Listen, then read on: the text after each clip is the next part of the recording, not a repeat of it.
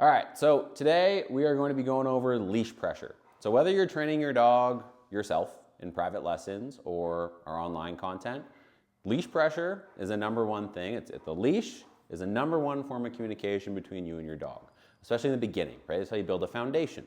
Teach your dog, obligation to position, may correct your dog, loose leash walking, no tension on the leash, all this stuff. So whether you are, bring your dog home from an on-leash program with us, a puppy program, a 2-week on-leash program, or you're doing this at home, you really have to understand this concept that the leash is the number one form of communication.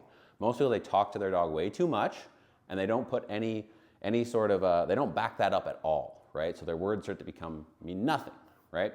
So we're gonna do a demonstration with my dog. Now he's like fully on and off leash trained. He knows his obedience and stuff like that. But we're actually not gonna talk to him too much. And we're gonna show you how he responds to the leash and why it's so important. Now in the beginning with your dog, you're gonna be pairing your right, to that leash pressure and starting to hold them accountable to things, teach them impulse control. You bring your dog home from a board and train, that's how you're gonna catch mistakes. But the point of this video is to show you that you need to stop talking to your dog so much. And you need to start telling them once and then backing it up with the leash. And this leash is the number one tactile physical way to talk to your dog, okay? We try and communicate like people. Dogs, they're physical communicators first. They're always physical communicators first. The verbal is great, but if there's no physical communication on top of that, you're just gonna become noise to your dog because that's not the way they communicate. Break. So when I pull my dog off the bed, if I pull up on the leash, what does he do? Right, he sits his butt to the ground. I haven't said anything to him. Break. If I pull down on the leash, what does he do? Right, he hits the down. Again, I haven't said anything. Nice. If I show some directional pressure to his place bed, what does he do? Right, he goes to the bed. Again, haven't said anything. Nice. If I directional pressure towards my right leg where he heels, right, all physical communication. And now if he were to pop out of that heel at all, I can talk to him with this leash, right? If he were to drift out, if he were to not stop, right? I would pull up on the leash, make his butt hit the ground. If he were to get ahead of me, I'd pull him backwards. If he were to get out to the right, I'd pull him in with the left, just like that, right? Because this is that number one form of communication. That's how we trained him on day one, and he's still got all that foundation, even though Havers doesn't really wear a pinch collar very much anymore. He rarely ever wears a prong collar unless I'm doing something very specific in training with him, right?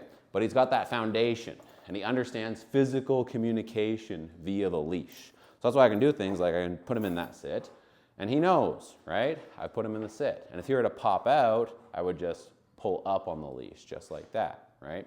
So break. We'll do a little example here. Normally when I do obedience with my dog, I talk to him, right? And he's e-collar trained, so you get an e-collar correction if he broke obedience. But just for the sake of example, let's pull up on that leash, right? He knows to hit the sit. If he pops up, what am I gonna do, right? A lot of people are gonna say, sit, and that's fine, but if you don't back it up ever, it's not gonna mean anything, right? So if he pops out of that, you can say, but you must pull up on that leash, right? And make sure that he understands that you will actually back it up. There will be some negative reinforcement there to get him back in position. Break. Same thing if you were to get out of the down, right? You grab your leash and you'd use the leash to put him back in the down. Same with the heeling, same with the place, everything, right? The leash is your number one form of communication. If you're sitting there telling your dog over and over again, sit, sit, sit, and they're blowing you off, you're going to start to become white noise. So leash pressure, right, is a number one thing. Good boy. Break, right? Because then you need to talk to your dog if you don't want to, right? You can do all these things. Good. I want him to come to me, right?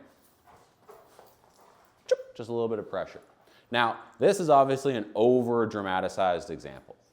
When I actually work my dog, I'm gonna say, Havoc down, right? We pair a verbal to it. Havoc place, so he's verbally responsive. Havoc come, good. Sit, heel, good.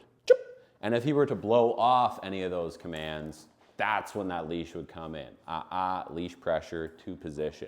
But I like to show you this demonstration so you really understand how well the dogs understand leash pressure, right? I'm not saying anything to him. I'm not even looking at him, right? and I can take him everywhere he needs to go, right? I'm not even looking at him, and he's just going through all this obedience right now. Good boy, right?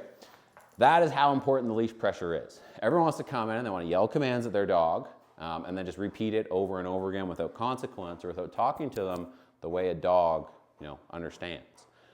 So whether you're doing our taking your dog through the program yourself, keep this in mind. That leash is your #1 form of communication.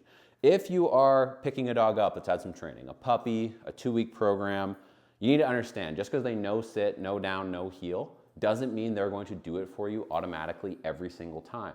You need to talk to them in the way they understand, which is the leash. You need to hold them accountable in a way they understand if they don't do it, which is the leash.